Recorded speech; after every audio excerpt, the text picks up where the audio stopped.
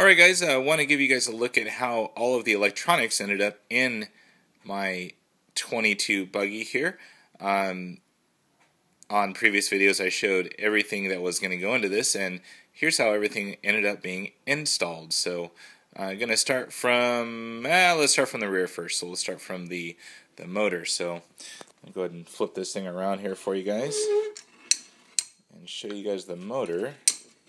So ended up going with a Castle 1406 4-pole motor.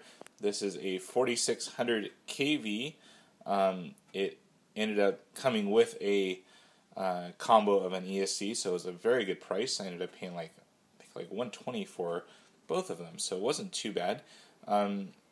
This motor fits in here perfectly. It came with the motor bolts, which is very nice.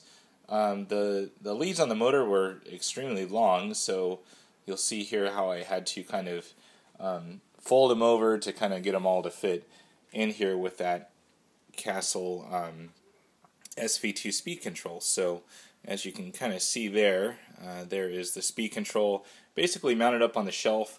I tried fitting it sideways in there and it would not work. It wasn't fitting in with the top of the body. So I'm going to kind of play around with this. I may end up flipping it around to get the battery leads on the other side. Still not sure on that one, but all in all went in very easily. The programming of the ESC was very easy. I still have to plug in my Castle link to program it with my laptop, but that should be pretty easy. For now, I got the little switch mounted in right here. It's kind of wedged in there in the side, which is good. Battery fits in with no issues. This is a 4,000 milliamp Carnegie battery. There's still actually plenty of room. You probably have a good another almost 1/4 inch of height that you can get with a regular 2-cell battery, so not too bad. As far as the rest of everything, ended up fitting in the Savox 1257 servo. I put this in first. I wasn't sure about the receiver. Put this in.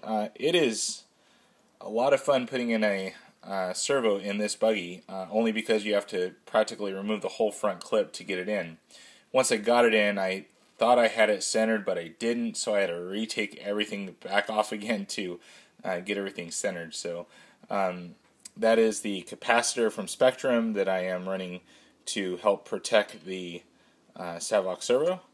And then also the Spectrum SR300. This is a regular size receiver.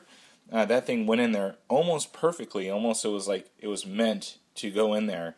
There's barely any room on either side. You can almost see the little gap right there, but ended up fitting in perfectly. So kind of routed the wires. The servo was, is right here, right next to the receiver. So I kind of ran it down here and then back, and kind of zip tied it all nice and neat. These are the wires coming from the speed control, and everything else looks pretty good so far. So I took it out for a test run yesterday, ended up having to recenter the servo, but everything else runs really good on it right now. The motor mesh is perfect, nice and smooth. I did end up having to buy a larger spur gear because the spur that was on here was a 72 tooth. I matched it up with a 20 tooth pinion just kind of right in the middle, and I had the motor all the way forward and it wasn't meshing all the way. It was like another millimeter of play there. So ended up going with an 84 tooth. That's kind of all my local hobby shop had in stock, so that will work for now. But I will plan on getting probably maybe a 76, I believe is the other one that's available. So that is it. I am painting up my body, gluing up some tires, and I should have some more fun with this thing here in the next few days. So that's it for now. If you have any questions, throw them on down below. If you like it, hit the like button, and if you like my channel, subscribe. Always nice to see new subscribers out there. That's it for now, guys. Over and out.